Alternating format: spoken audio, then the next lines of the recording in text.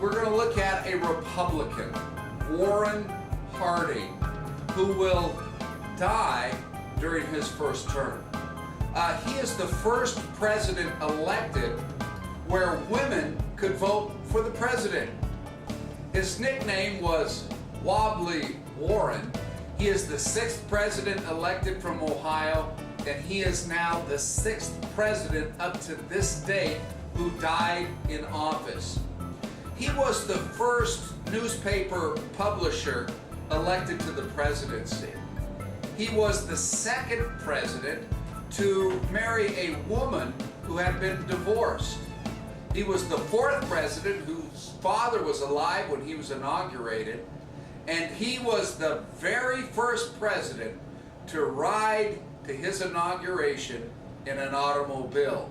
Oh, he loved to play poker. Maybe some of you like to play poker. You watch that poker stuff on TV, or maybe go to Cripple Creek and play a little bit to that those card games. Well, he loved to play poker, and once he bet the White House china in a poker hand, and he lost. So he lost the china. I would have loved to been a bug on the wall when that guy brought that china home. Well, where did you get that china there, bub? In a poker game? And I got it from the President of the United States. He was the first president to be elected president while he was serving in the U.S. Senate. He was the very first president to have his inauguration be broadcast by microphones.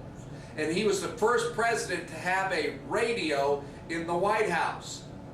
The first president to broadcast over the radio. First baseball game was broadcast over the radio. He was the first president to visit Alaska and Canada.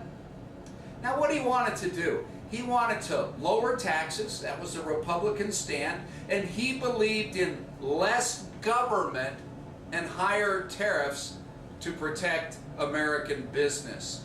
Warren G. Harding, he wanted to balance the budget. Now, what a lot of people remember about Warren G. Harding, maybe not that he died during his presidency, maybe they don't remember that he lost a set of china in a poker game, but a lot of the people remember are scandals.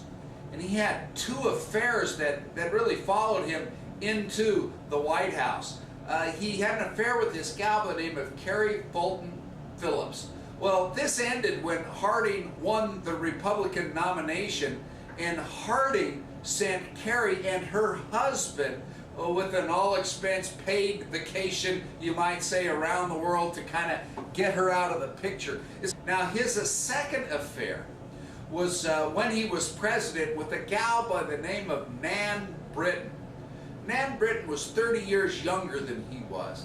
And Nan Britton was routinely ushered through the White House West Wing by Secret Service agents, and he had an illegitimate child by Harding in 1919, and he never saw the child. Now, Warren G. Harding, he never really wanted to be president. His wife, kind of like Taft's wife, just kind of pushed him in that direction. He would write to his mistress, Nan, about the presidency, "I'm in jail, I can't get out, it is hell." Now, the second scandal that began and really would end after he died was called the Teapot Dome scandal. Now, what this was about, he had a cabinet member by the name of Albert Bacon Fall who was convicted of a crime. He was the Secretary of the Interior, and he was found guilty of having received and accepted a bribe of $100,000 in connection with the Elk Hills Naval Oil Reserves in California. The bribe was given to Fall to try to influence Fall to grant valuable oil leases to the Pan American Petroleum and Transport Company. Fall was sentenced to 1 year in prison and fined $100,000. Warren G. Harding, he appoints President William Howard Taft, that guy who was president right after Teddy Roosevelt, that guy whose dream was to be on the Supreme Court. Well, Wobbly Warren, or Warren G. Harding, that appointed Taft as Chief Justice of the Supreme Court. Now, during his Iowa enacted the first state cigarette tax, and ever since then the tax is going to increase. Most of the money you pay today for a pack of cigarettes is tax. First Immigration Quota Act was passed during his presidency. On November 11th, 1921, the dedication of the tomb of the unknown soldier in Arlington National Cemetery is dedicated. The first helicopter flight is demonstrated. The first woman senator, Rebecca L. Felton of Georgia, is appointed to the Senate of the United States.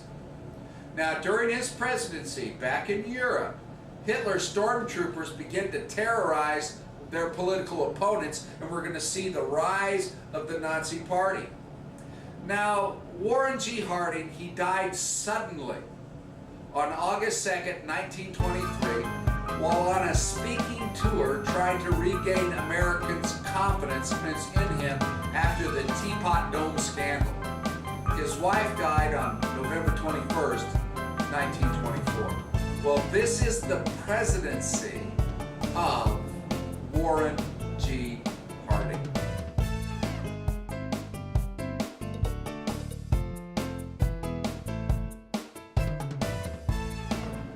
The 18th Amendment, it banned the selling, the distribution, the consumption of alcohol in the United States, so no booze in the United States.